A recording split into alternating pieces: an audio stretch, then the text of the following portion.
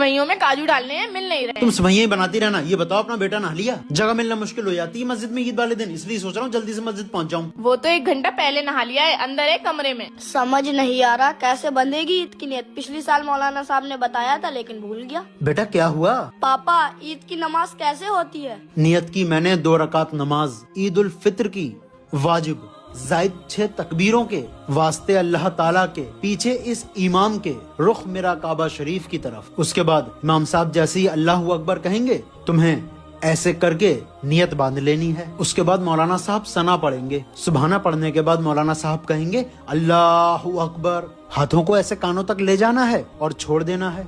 फिर से मौलाना साहब कहेंगे अल्लाहु अकबर, फिर हाथों को कानों तक ले जाना है, फिर छोड़ देना है। तीसरी मर्तबा बेटा मौलाना साहब फिर कहेंगे अल्लाहु अकबर, हाथों को कानों तक ले जाना है और ऐसे करके हाथों को बांध लेना है। मौलाना साहब कुछ पढ़ेंगे, रुकू में जाएंगे, सजदे में जाएंगे। इस तरह 1 रकात पूरी हो गई बेटा। सजदा करने के बाद मौलाना साहब फिर से खड़े होंगे, सूरह फातिहा पढ़ेंगे, कोई सूरत पढ़ेंगे और रुकू में जाने से पहले 3 तकबीरें होंगी। देखो कैसे मौलाना साहब कहेंगे अल्लाहु अकबर, हाथों को कानों तक ले जाना और छोड़ देना। दूसरी मर्तबा अल्लाहु अकबर, तीसरी मर्तबा अल्लाहु अकबर और चौथी मर्तबा में रुकू में चले जाना है अल्लाहु अकबर।